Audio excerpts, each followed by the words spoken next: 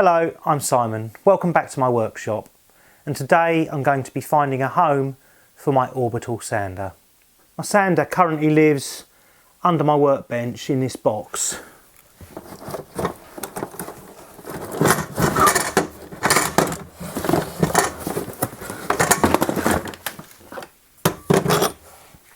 And you can see it's a little difficult to get out, and therefore I don't use it as much as I probably should. So today I'm going to make a small modification to it to make it easier to store. I'm then going to take it out of its box, get rid of all this spent sanding discs that I don't really need but are cluttering it all up, and then create a storage solution for the sander and the sanding discs. Let's get tinkering. First, let's sort the wheat from the chaff.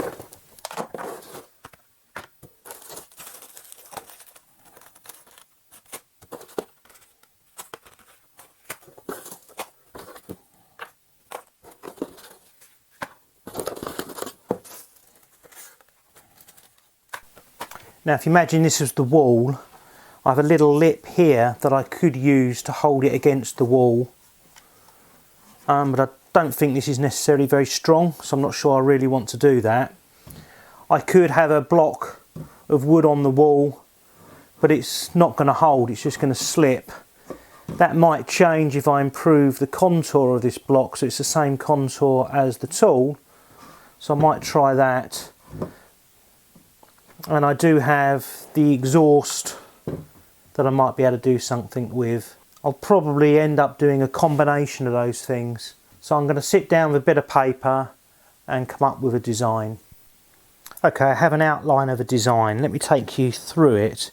Imagine that the worktop is the wall and everything's sitting vertical. Then this unit will sit against the wall. This piece here will be screwed to the wall, and I'll have a piece like this which will engage with this so that it holds it in position. That then gives me enough space to have something here that will allow me to hold the sanding discs. And I think that will work. So the first thing I need to do is tidy up this piece of wood. I'm as usual using reclaimed wood. And now I'll cut it to length.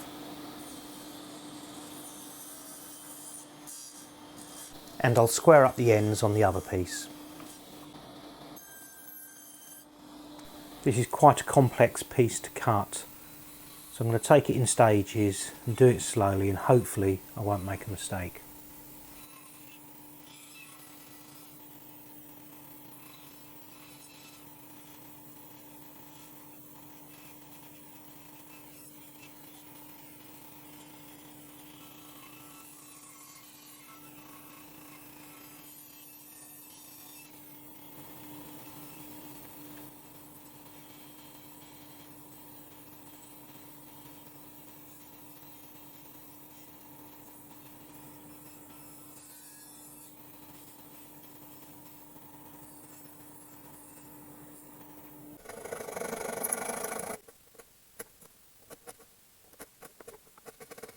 Using the Forstner bits, I cut a hole for the exhaust pipe.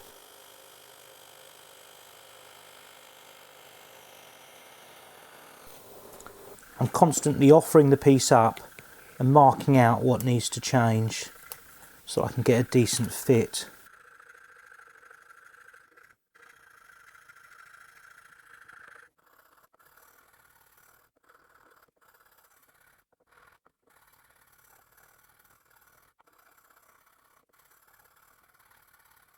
I can now do a little shaping of the back plate.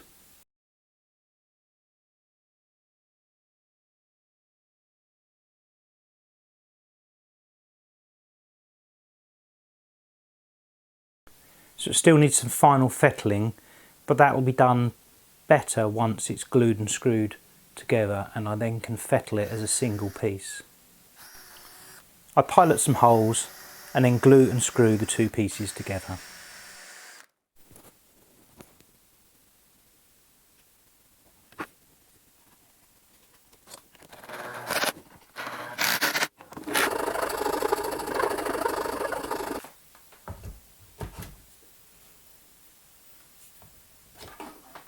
I'm now going to add a few dowels to hold the sanding discs.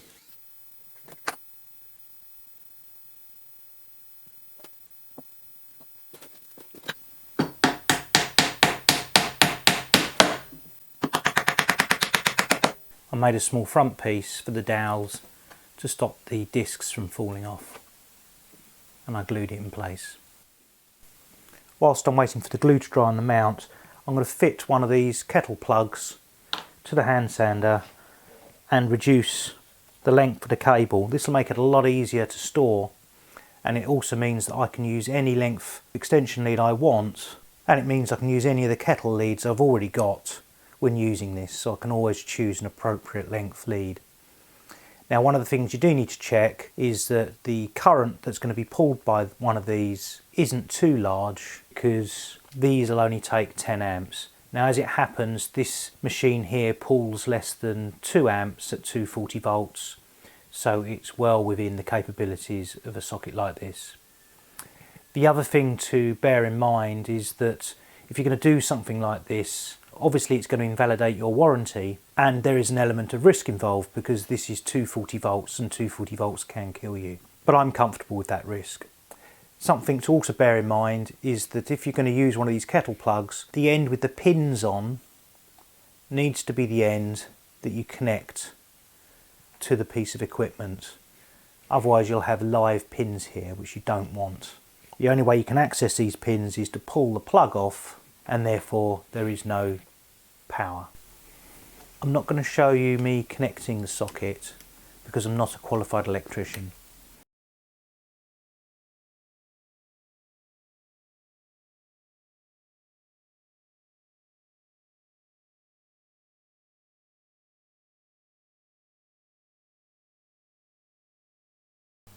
I now add some pilot holes so I can fix it to the wall.